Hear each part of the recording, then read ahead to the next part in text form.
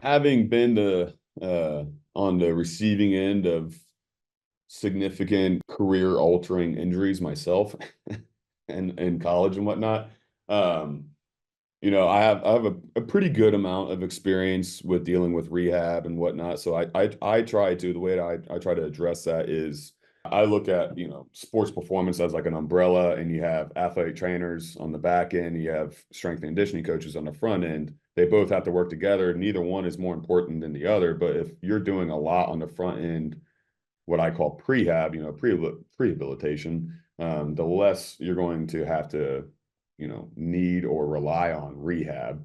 Not if, but when an athlete deals with an injury, because injuries are going to happen. There is no preventing injuries. You can mitigate the risk, but you're not going to ever prevent them entirely.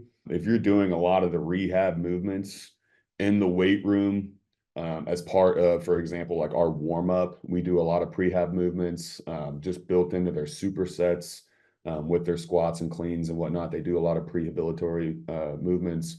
When they do deal with an injury, one, they've already got muscle memory with those movements. So when they have to go to the PT and they ask them like, "Hey, do you know how to do this?" They'll be like, "Oh yeah, we do it all the time in the weight room." It's easier. They don't have to again learn it. They already know it.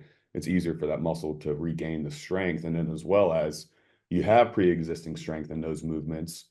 So the more pre-existing strength you have, the quicker your return to play is. And we work together with the PTs and the doctors and athletic trainers in terms of, hey, what movements do we need to incorporate into this team's program so that if there is an injury, you know, we're already ahead of it.